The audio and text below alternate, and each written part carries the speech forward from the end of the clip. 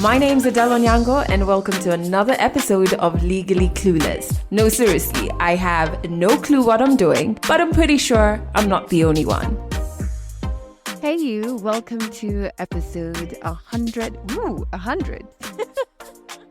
232 of Legally Clueless. Thank you so much for rocking with this podcast. I am so sorry. I apologize. It's just like one of those hectic days, but let's first start with some good news, right? So if you are an OG member, I really do appreciate you for being part of the fam. If this is your first time listening to the podcast, welcome, welcome, welcome. Audio episodes like this go out every single Monday, and you can stream us on Spotify or everywhere you find podcasts on. As I am recording this, I'm super excited because coming up this weekend on the 26th of August is Legally Clueless Live. I'm so excited to have some of the storytellers who've been on the podcast live on stage. And as I am recording this, we only have 3 tickets left. So we are damn near about to sell out, which is absolutely fantastic. And if this is the first time you're hearing about Legally Clueless Live, this is what is going to be going down. Listen. He did ask me to marry him. I think we lost the connection the moment we called it marriage. I knew it was a mistake on the first day. The way he began to treat me. And then, of course, now he began also to put boundaries between me and my family, me and my friends. I had domestic issues. She'd quit alcohol, apparently, but she also picked up Mira. So one day I came home and the house felt like black ice. When I went to the wardrobe, I just moved one piece of clothing and then bottles just came out. So this was us in bed and I receive a call. So I pick up and it's a woman. And she asks me, "Are you with Brian?" Told her why. And she's just like, "Please let him know that he's having a situation in the house. Once he's done there, tell him to come home quickly." Later on, I discovered that that was his wife. But what happened next? Come find out the next chapter of the story at Legally Clueless Live, featuring some of your favorite stories from Kadzo, Washira, and Roslyn. Join us on the 26th of August at Baraza Media Lab from 1 p.m.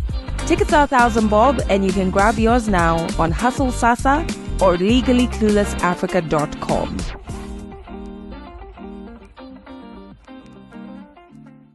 I really can't wait to meet you all. I think we're going to have a splendid time, and it's the beginning of something new for us as a fam, so I'm super excited about that. Back to this episode, which I'm also pretty excited about because I think this is one of my favorite storytellers ever, favorite human beings ever.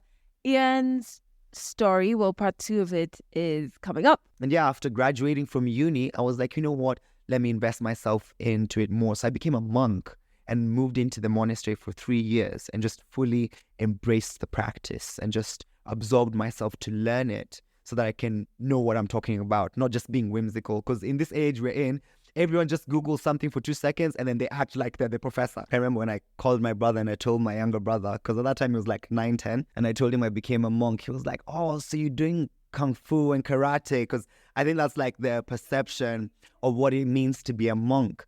But the main thing that we were learning in this space is how to control the mind. I could say being in the monastery made me get in contact with what I define as real men. Men who are in touch with their emotions, who are in touch with their feelings, who are honest, and who are self-aware. What I love about part 2 is we really get to understand his journey in becoming a monk, and he just has so many gems of wisdom that he drops.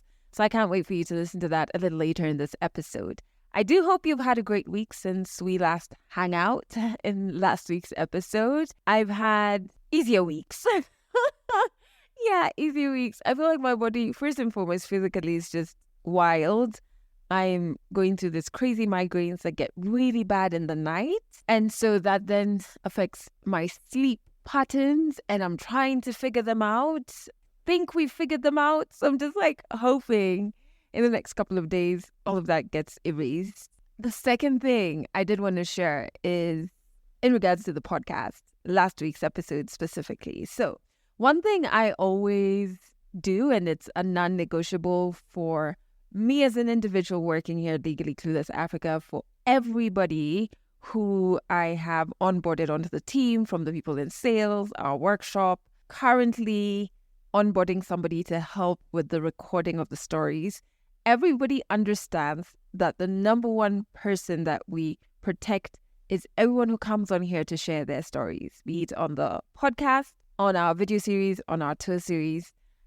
We protect our storytellers with everything. And I think this value bleeds into you, who's part of our audience. You get it, you know? I really do appreciate you for honoring every storyteller who comes and just opens their hearts and is vulnerable with us, you know? It's such an act of courage for someone to be able to do that. And so I both appreciate, but more than anything, honor and protect that. Now, as we've been growing, there are people on our social media who I don't even think are like really members of the community. They just stumble on our posts. I don't believe these people listen to the stories, but they react to if it's snippets of the stories or the actual storytellers. We haven't had this happen. Actually, it's only happened like maybe once before, which is just like one comment by someone I had to set straight. But this past week with Ian, oh my goodness.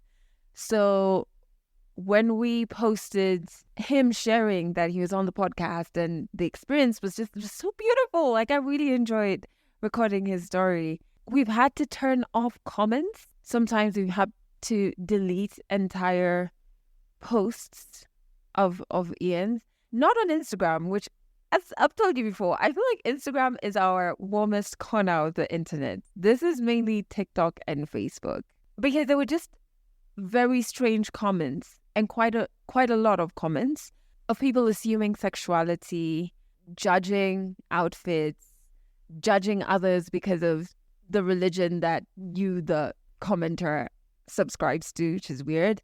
I think the one that really broke my heart, and I remember just saying, pull down that post, is death threats. Yes, death threats from insecure men.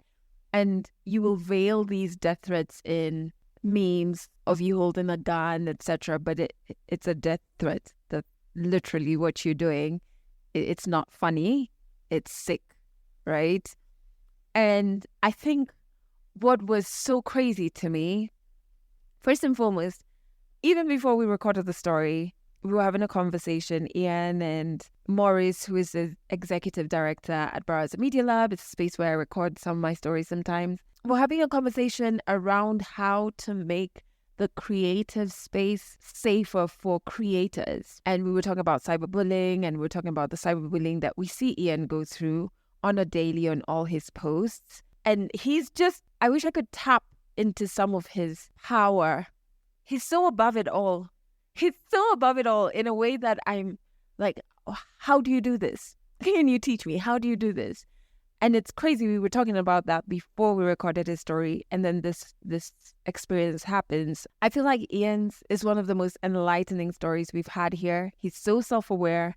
I'm so excited for his journey, because in my head, I'm like, if you know this now when you're so young, my goodness, like your life is just going to be power on steroids, you know? And then you have these people who don't listen to his story, don't hear anything inspiring, and immediately judge and are waving their Bibles as they're doing this hateful thing, you know? I was like, this is bananas. It actually is bananas, right? Let's go there. Let's go to religion.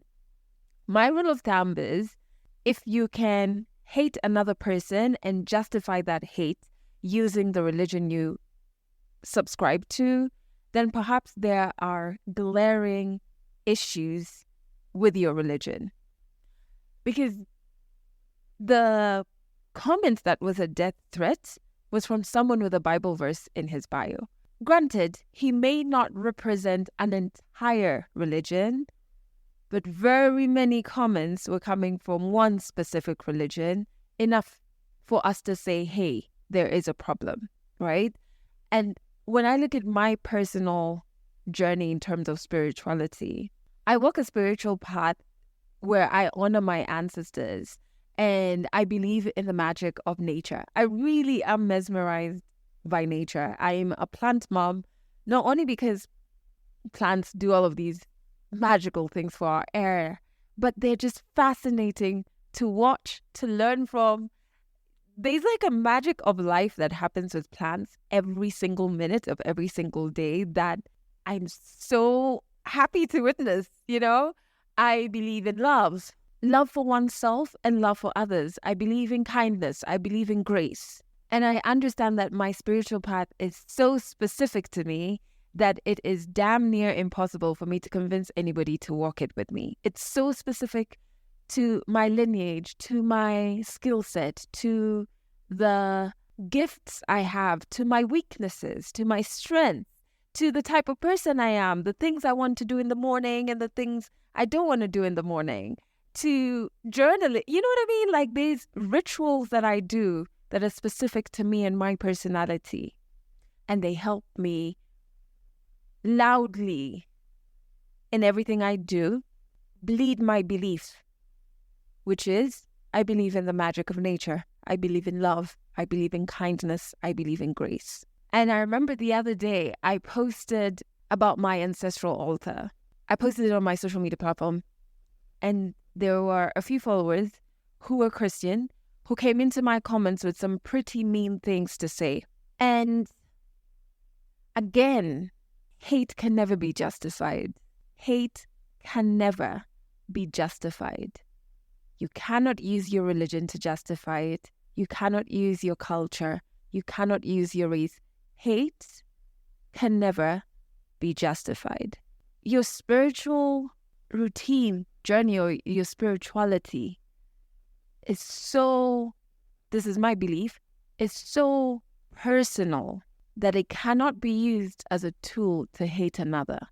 You know, what I find strange is that my spiritual routine and path is really one of preserving my sanity. That's what I'm beginning to understand more and more.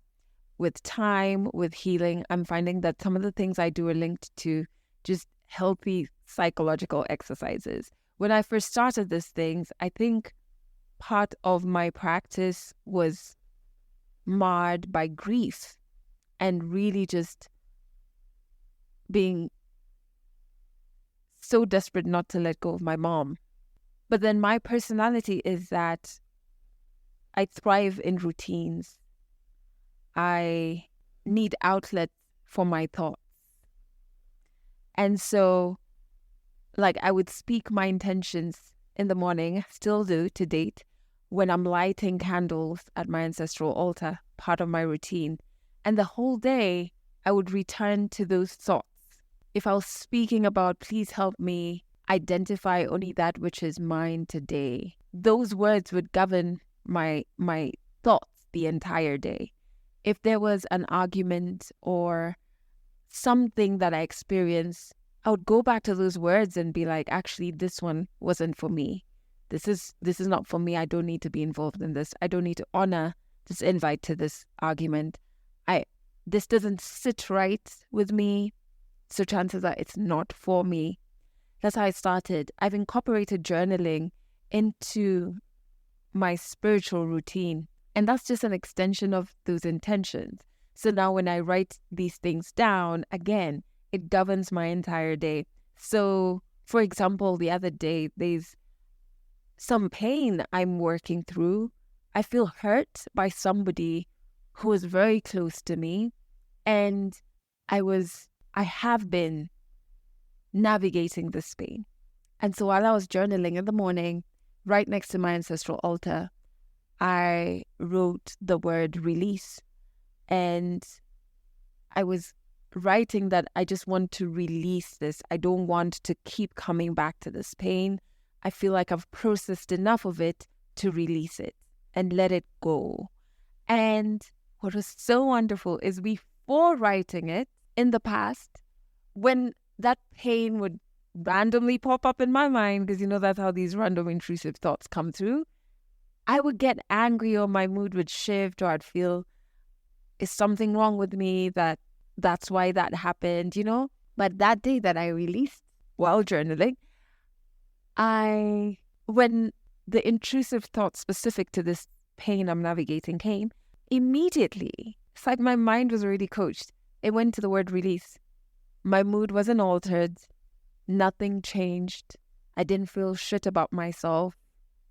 I released.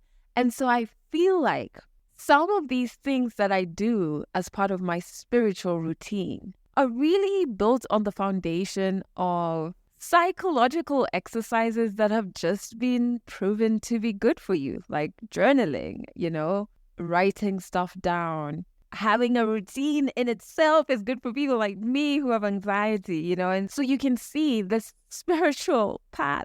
And even my spiritual journey is really so specific to me and my personality and my needs, but it's rooted on exercises that generally are good for you. But on the outside looking in, those individuals who came to comment on my post to see hate, they see something they don't understand, and immediately they start hating it and using their religion to justify it, which I find to be absolutely crazy. I feel like your spiritual path should be to the betterment of you, should be rooted in love for oneself and for others. I even found that the more I get deeper into my spiritual path, the more I stop loudly criticizing Christianity, because I have some strong feelings on how it arrived in Africa, the violence attached to it. But I also, at the back of my head, feel like, why should I govern what a spiritual path or journey should look like for you? Because there perhaps is a very personal reason that you're on that journey, and you shouldn't have to justify it to me. And because I understand mine so well and how personal it is to me, I am not shaken by what your belief system is. I think if somebody else's belief scares yours, that's a you problem. You need to look into that. I think there's also an element of fear, and I don't know how this happens, and I'm sharing this because it happens to me as well. We fear anything we don't understand. I don't know why we have this innate need to understand everything, even though we can't understand everything, and we don't have to understand anything to live side by side with each other. There's things even about yourself you will just never understand, and that shouldn't inhibit you from living. Fear gives birth to hate, and then you use your religion to justify it. And that was crazy going through those comments. And it's really grown folks.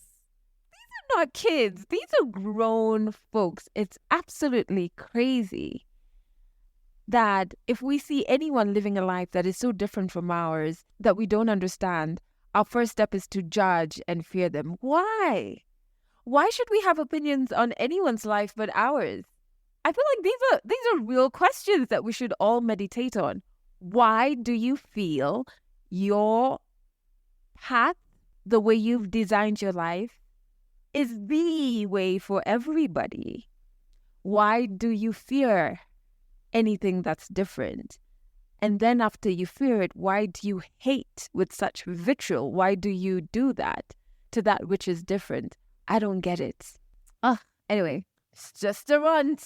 You know what? The other thing I need help with, and please feel free to slide into our DMs on Instagram if you have any articles or something to help me with this. How do you soothe yourself back on track when it feels like you slipped up in your healing journey? Because I feel like I slipped up today. I really did. My overthinking is in tremendous shape. It's working wonderfully. It's running efficiently. It's doing splendid work. And I overthought something today and just kind of like took it out on someone. And in the process, when that happened, my inner voice that has been the sweetest person to me for months ended up saying a few bitchy things internally to myself, and I didn't have the energy to set that chick straight. And so I got home. I had so much work to do that I was excited to get started, but I just went to bed. I literally just went to bed. I went to bed. This is where like a lot of shit just happens, right? So I first, on my way home, I bought myself my favorite comfort food. I got myself my favorite juice. So when I got home, I was like, I'm just going to take a 2-hour nap. I just need to reset. I feel overwhelmed and I feel disappointed in myself. So I took the food and the juice to my bed. I put something to watch on my little laptop that I use for watching things in bed. Tell me how I blacked out and spilled juice on my laptop. Oh my God. It's not even coming on. And you know what? It's not even bothering me. I'm just like, man. Right now, I Googled something and it's like upside down somewhere. I Googled an article that said to do that. So let's see if that helps it. But anyway, back to, I went on a tangent there. Back to what I was asking you. How do you soothe yourself back on track when it feels like you've slipped up in your healing journey? I don't believe I hurt anyone. I think I irritated someone. But I feel like I just not lashed out, but I didn't handle the situation in the best way. And I feel disappointed in myself. And I'm trying to give myself grace and say, hey, we're learning, we're healing. This thing is not easy, but I'd appreciate if you have things that work for you. Because I'm not going to buy myself my favorite comfort meal every single day now, okay? I'm not going to be able to take naps because capitalism and work needs to get done. Slide into our Instagram DMs, man, if you have any thoughts on how you soothe yourself back. All right, let's jump into 100 African stories, part 2 of Ian's story, which I'm very excited about because he's really taken us through some self-awareness 101, man, in part 1. If you haven't listened to part 1, I suggest you do. It's in episode 231. It'll help you understand part 2 a bit better. But part 2, he really goes deeper into masculinity and into becoming a monk, which is quite interesting to learn about. 100 African stories on Legally Clueless. Stories from Africa. When I went back, I was like, I need to connect with other like-minded people. And that's one thing I learned, that in life, your association is key. In Sanskrit, they say Sangha. So your Sangha, who you're around, to some degree influences who you are. You know, my mom used to say, show me 3 of your friends and I can tell you who you are. So when I landed back, I was like, I need people who are like-minded, who have a similar understanding of the teachings. And so I connected with a monastery in London.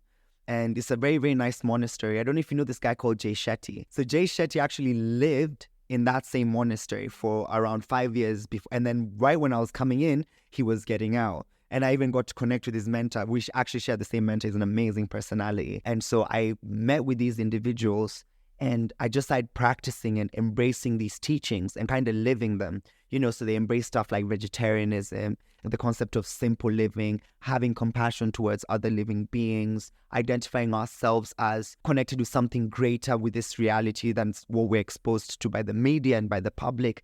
So I started getting more and more into it. Then when I committed my heart to this and I was like, you know what, I'm going to make this step. I remember I first called my mom. And when I called my mom and I told her about this, I was like, I want to take these vows closer to God like this. She's even telling me how God is great because her cancer has become benign, you know? And it's like, oh my God, when I'm just making this commitment, this is the news I'm being hit with. So for me, it was like a sign, take advantage of this. You found something great here. And then I'd also met other people who to some degree knew me from Kenya. And one of these people, his name is Govinda, and he lives here in Nairobi. And he told me, he was like, Ian, you don't know me, but I know you because I've seen you throughout your childhood. You found something great. Take advantage of it. And so, that when my mom told me that her cancer became benign and she's doing way much better, I figured that this is a sign. I was triggered by this to come to this practice. And now I'm here. Let me learn it so I can share it with others because it's what really gave me the strength to deal with the worry, the anxieties that come with death and that conversation. As soon as people hear about death, there's an anxiety that kind of comes in or like a fear. So I was like, no, this is my sign. And then I took into it. And after graduating from uni, I was like, you know what? Let me invest myself into it more. So I became a monk and moved into the monastery for 3 years and just fully embraced the practice and just absorbed myself to learn it so that I can know what I'm talking about, not just being whimsical. Because in this age we're in, everyone just Googles something for 2 seconds and then they act like they're the professor. So I was like, nah, I don't want to be fake. Let me share something that I've practically experienced, gone through and felt. And then if I have that understanding, then I can go pass that on to others. I remember when I called my brother and I told my younger brother, because at that time he was like 9, 10, and I told him I became a monk. He was like, oh, so you're doing kung fu and karate, because I think that's like the perception of what it means to be a monk. The main thing that we were learning in this space is how to control the mind. Our mind in the scriptures is described like a monkey, but not just any monkey, like a drunk monkey. And not just a drunk monkey being bitten by a snake and is being haunted by a ghost. What will that monkey do next? That's our mind. It's constantly just jumping, left, right, and center. Individuals identify themselves with this monkey mind. And so you're finding people making such rash, crazy decisions in life because of the monkey mind. So as a monk, the first thing we were learning to do was to control and hold the reins of this mind. And one way we did that was meditation. So we vowed to do 2 hours of meditation every morning. Every day I would wake up around 3:30 to 4 o'clock every day and, do meditation and start practicing how to connect with sound vibrations. So we do a lot of singing and a lot of meditative techniques that allowed us to be able to hold the reins of this mind and be able to control the impulses of the mind. And so that was the main thing that we did. And then at the same time, we would learn these scriptures. So we would learn the scriptures. They're all based in Sanskrit. Sanskrit's the oldest language known to man. Archaeologically, nothing's been found to be older than Sanskrit. And when you look at all other languages that we speak today, there's so many traces from Sanskrit. So I was like, whoa, that's really dope. And it's a very musical and beautiful language. So we would learn these Sanskrit vibrations, which also have an effect on the heart. And then we would go out there and do charitable activities, would feed the homeless, would connect with individuals who are having difficulties in their life, and then teach them how these meditative practices can help them. So, I was working with some guys who are doing the 12 Steps program. They were, dealing with drug addiction and alcoholism, and kind of practically seeing how the practice is helping them control themselves. So then we were doing that. And then I would just spend my time traveling to different temples, different schools. I was in different universities, UCL, Queen Mary, Oxford, just sharing wisdom on meditation and on yoga per se. Yoga not just as a physical posture movement thing, but the word yoga actually means to connect. So connecting with divinity, with higher vibrations, with vibrations of the universe in a much more natural and cohesive way. And so I got to embody all of that, and that's what my life as a monk was. I mean, one of the difficulties was actually, it's the mind. It's this mind, because the mind is a professional. The same mind that glorifies you when you do something great is the same mind that damns you when you make a mistake. And I was always like, the way my mind talks to me when I do something wrong, can I talk to somebody else in that kind of a way? Definitely not, because it can be so dark and so sinister. And so I can say like the first 2 years of my practice as a monk was really dealing with these conversations and actually having the rationalization or the ability to rationalize what thoughts are actually accurate and what thoughts are really just an impulse of fear or anxiety, and really just drawing the disparity. Just like I'm having this conversation with you, you're simultaneously having another internal conversation with the mind. And so it's working on that internal dialogue and just being strong and firm in your dialogue with the mind and telling the mind, yo, you know what? Chill out. And so at times we would even do stuff like, I don't know if you know Wim Hof's ice baths. Right, you definitely, so wake up in the morning and you do this cold shower. And majority of the time, it's the mind telling you that, I can't do it, it's too cold. But when you just close your eyes and plunge yourself through it and you're like, you know what, I'm going to do it anyway, then the same mind is like, check you out, you did it, And so it's like you can actually have so much power over your mind, over the thoughts that your mind brings you, and you can determine which ones work for you and serve your purpose and which ones don't. And so I think my challenge was how to really get my mind on my side, because most of the time it's your enemy.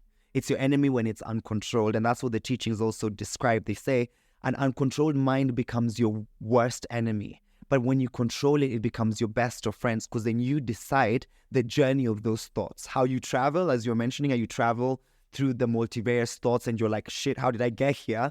You now have an understanding of how you can get to those destinations once you've fully befriended your mind and appreciated your mind in its madness and in its sweetness. I could say being in the monastery made me get in contact with what I define as real men. Men who are in touch with their emotions, who are in touch with their feelings, who are honest, and who are self-aware. I think our society, especially, and this is something I think I'm noticing in African communities with fatherless children, who then have started redefining masculinity and fatherhood as this in this kind of like toxic way of just enjoying and manipulating and controlling. And they feel like it's valid because I'm a man. But then you're finding these individuals who know they're subservient, they're submissive, they're, sincere in their inquiry. And it makes them so self-aware and sure of themselves that they can serve others in such a nice, beautiful way. They can be in authority in such a nice, beautiful way. My mentor is one of the most powerful people I've ever met. I've never seen anyone who comes across my mentor and leaves without feeling inspired. He just has that ability because he's so warm, in touch with himself, in touch with the world. So I think getting in contact with such lovely, wonderful men who are being in charge, some of them are married, they've got children, some of them are big in the corporate ladder, some of them are, simple monks who've just been monks for all their life, and being in touch with them and getting that embrace from that kind of a man and realizing, it's okay to be soft, it's okay to be vulnerable, redefining that masculinity. That was the one thing. And the other thing I could say was seeing how being an advocate for spiritual principles and kind of taking the time to help other people get in touch with themselves was transforming their lives. I had this one guy, his name is Ryan. He might listen to this, who knows, Ryan Heath. Ryan has 5 children, and his youngest child was, right now should be like around 2 years of age. At the time, he was probably like a couple months in.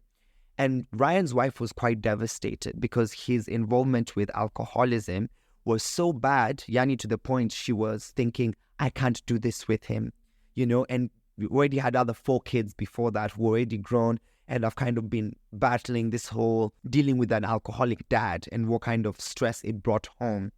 And so, he was doing this 12 steps program and going to all these therapies. Then he just popped by the temple, and I got to spend a week with him. And I was just teaching him some of these principles, connecting with him, experiencing them with him. And then he called me a year later and told me, ever since I met you, I've been a year sober. I've been a year sober. And now he's been, like 2.5, 3 years sober. And he's carrying on with that journey. And he's being such a wonderful dad to his kids.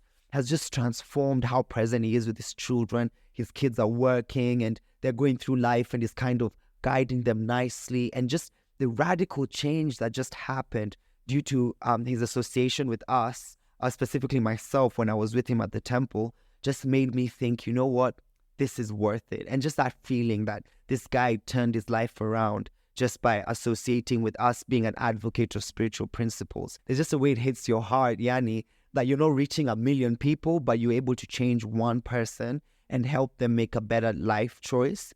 That for me was amazing. And I have a few other stories of different guys who I just saw who changed their life so positively by embracing these principles under my tutelage, because I'm also taking shelter of my own teachers and being able to pass that on and see the work of God, just working through that and being that instrument for them. I think that for me was like, this is right. I don't care about the fame anymore. I don't care about the numbers. Just watching this guy being a better version of himself is giving me so much satisfaction within my being that I'm going to carry on doing this. And, there's something interesting actually just based on that. The teachings help us understand that we're servants. And I think we've been raised in a culture where feeling like you're a servant is something less than. And we're kind of made to feel averse to being a servant. I want to be a master that everyone else is serving.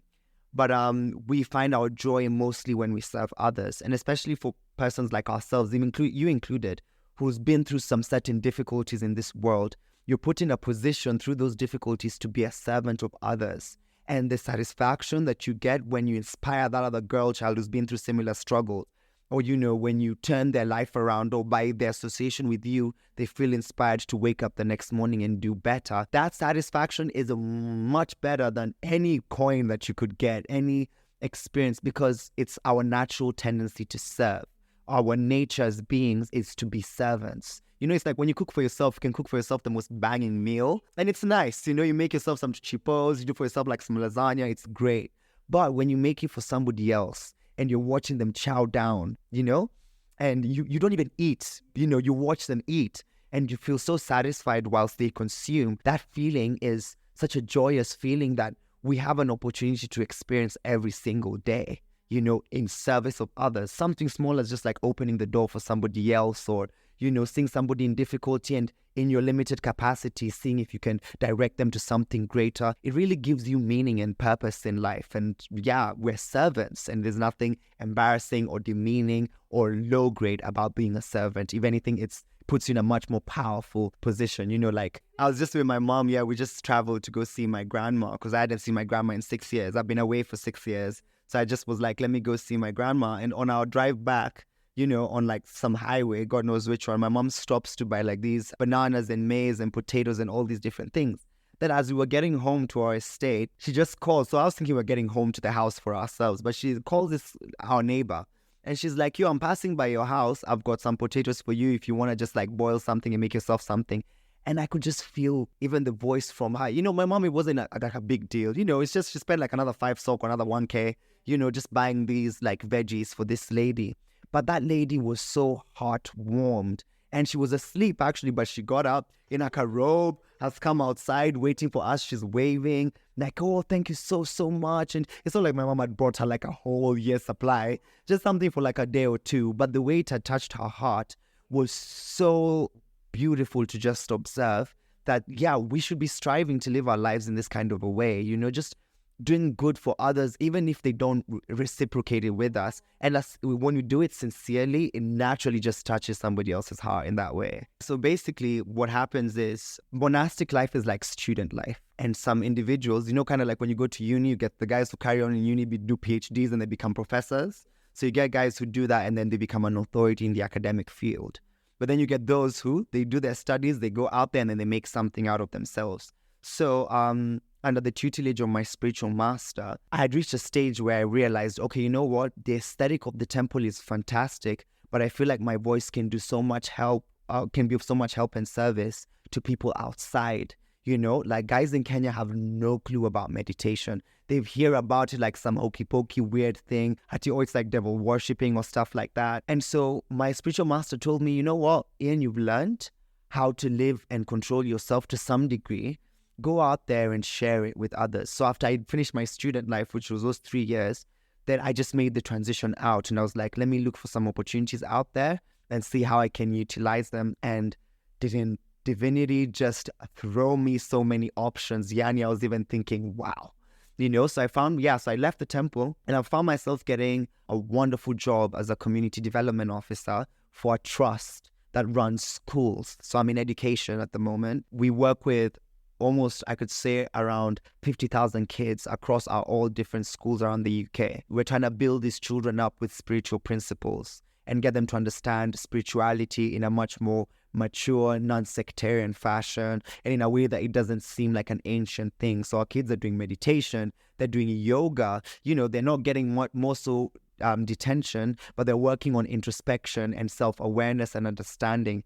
And so when they make a mistake, you're having such mature conversations with children that I never thought kids would have the capacity to have.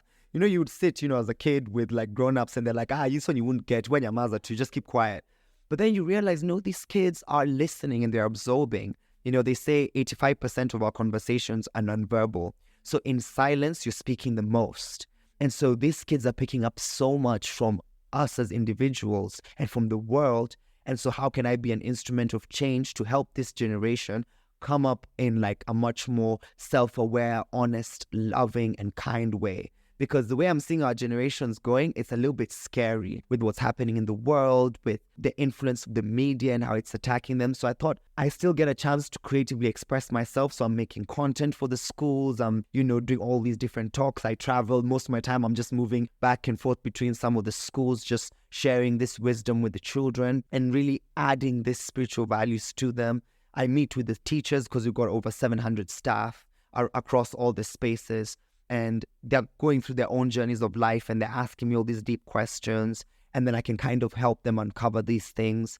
And yeah, so I got this opportunity and it's been amazing. It's been the biggest blessing. I don't think it's my final destination for sure. I feel like the world is my oyster at this moment. But I transitioned and now I'm focusing on that at the moment and kind of seeing how we can take advantage of this wisdom to really help others. So, I've been meditating on this for a while. It's my desire to start a community here, a community that is African driven, that is Kenyan driven by the locals, that allows them to take advantage of these tools, because just because they haven't been exposed to them since their youth doesn't mean it doesn't work. And I think as a society, we should be open to exploring different things if they have the benefit to transform us in a positive way. So it's been my desire, and I'm trying to work on it pole pole, just slowly trying to make it manifest, seeing how we can get these kind of conversations. And that's why a podcast like this, I applaud, because it's really a different space. We're not getting individuals who are having more real, authentic conversations, and subtly people are still being pushed by the pressures of money and trying to make money. Like I'm always telling the youth, every one of you is fighting for money. I remember I was in a place called Juja, having a conversation with some youth. They've set up like a youth project there, or temple. And I was telling them, how many of you are just doing this degree that you're studying? Not because you want to, but because you know it's going to give you the most money. And so they're all putting their hands up like, that's what we're doing. And I want to create a space where they can be open enough to really following what their heart wants in an intelligent way, in a mature way, and kind of have these conversations. So creating a platform where this kind of expressions can be manifested, that's one of my goals. And I will work tooth and nail to make sure kids have a space so they can be real, honest, mature in their thinking and understanding. I really want to do that, and hopefully create a full-on community where people are kind of living, and imbibing these principles, because they're magical principles. We work on the principle of simple living, high thinking, and we're always challenged to raise ourselves in a particular aesthetic of a lifestyle that we're told will breed happiness. But when you look at stats, most of these people who reach that lifestyle are not happy. So how can we change that rationale? How can we make people really live happy lives and be able to stand in front of you, Adele, and say, you know what, I'm actually happy, and not a performance happy, but really inside, that's what I'm feeling, and be open enough to even express their difficulties and struggles and grow from that. So that's my goal. And what can people start to do today? I'll phrase it like this. So in life, we're going through two journeys, a journey of being and a journey of becoming. So we're always focused on what we want to become, and what direction we want to get. And kind of subtly with every decision we're making, we're having that vision of whatever lifestyle I want to achieve, whatever place I want to get to, whatever aesthetic I want to adopt. But rarely do we focus on being. And meditation is basically just being able to sit within yourself and just being still within the mind, allowing the mind to travel, but just being still as the being within.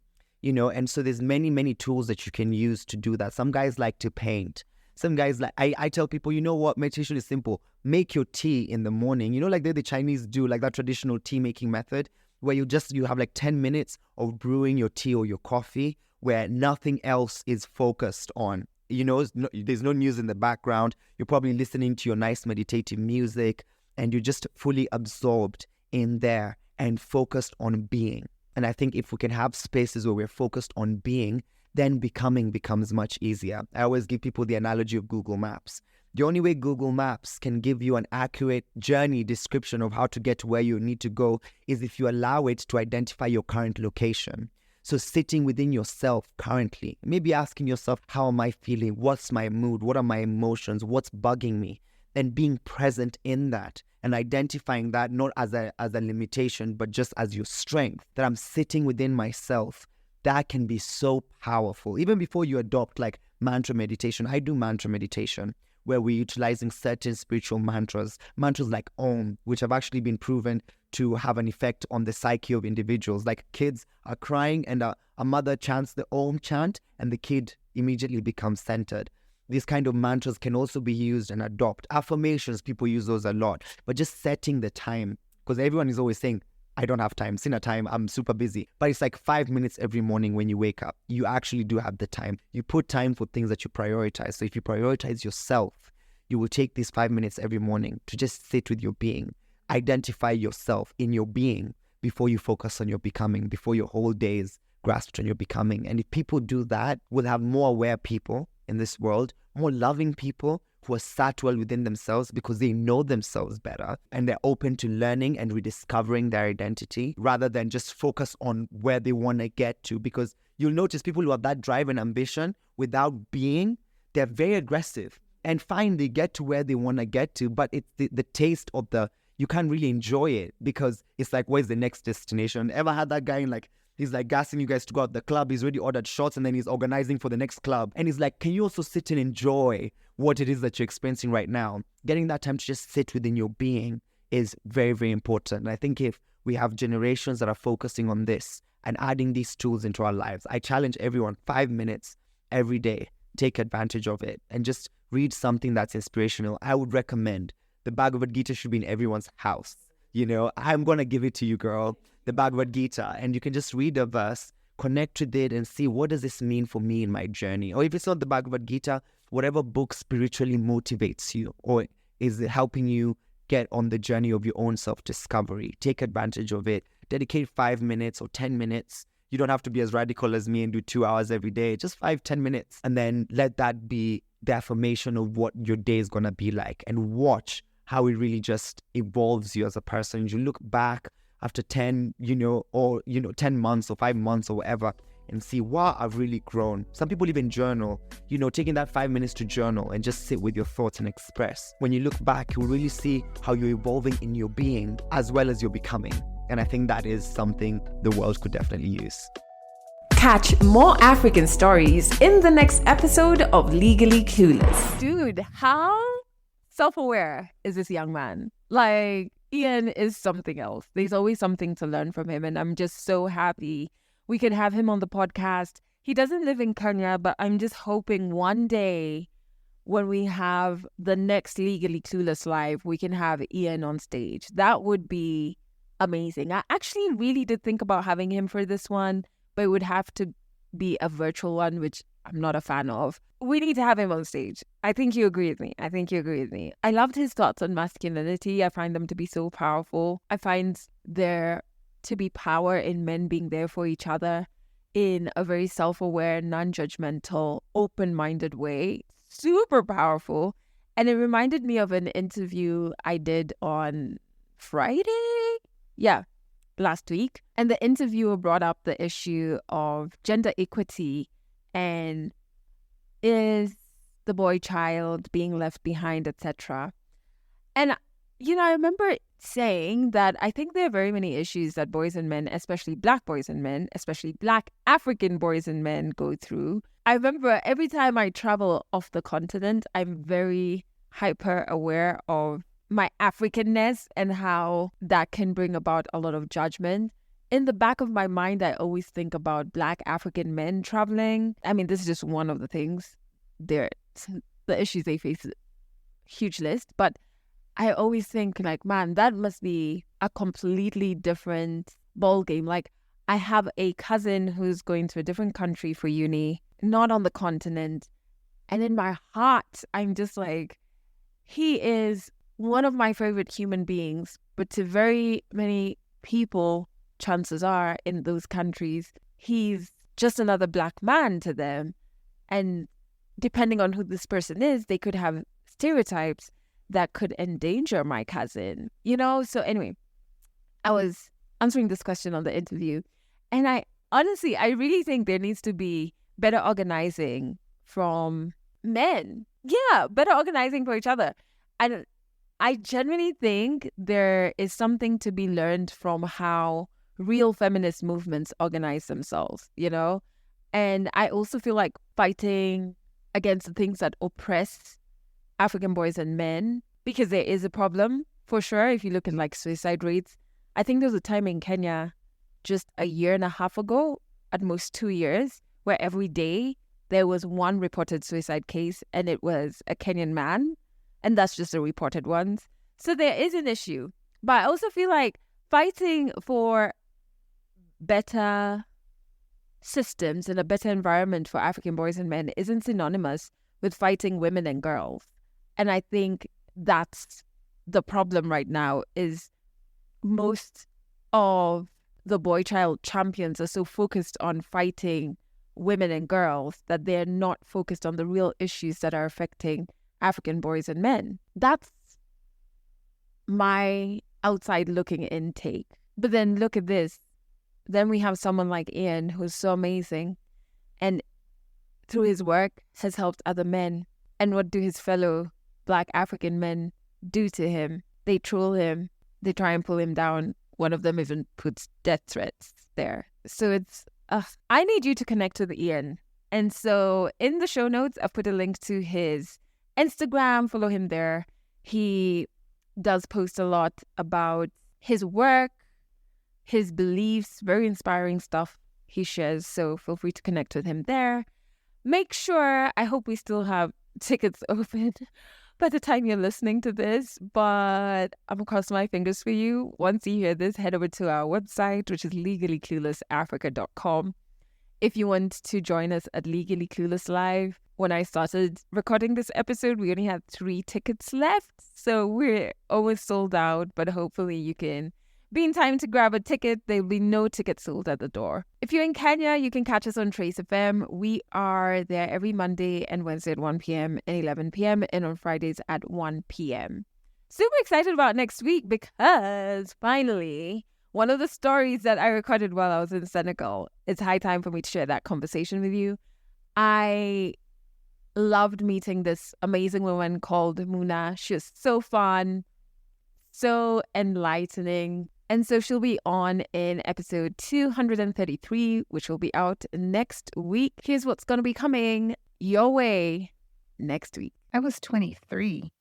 It was almost 20 years ago. So I get there, and I think for me, the first thing was just the air, the moisture in the air. It's like I get off the plane, and I feel this like density, and I'm like, woof, what is this? It's not the heat. It's just it's just very dense, and there's moisture, and it's tropical, and it's warm, and I'm like, what is this? And then I can hear words, I can hear voices, and I'm like, oh, this is interesting. And again, it feels comfortable. It doesn't feel, I remember because I actually landed at night. It was late.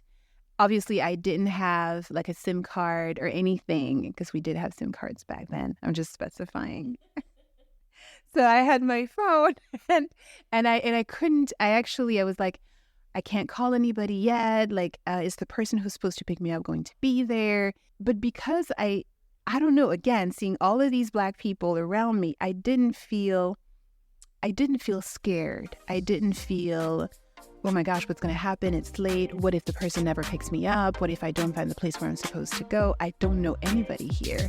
What am I going to do? I was actually quite calm. That's it for this episode of Legally Clueless. You can share this podcast with your friends. You can keep it for yourself. I'm not judging. Just make sure you're here next week for the next episode.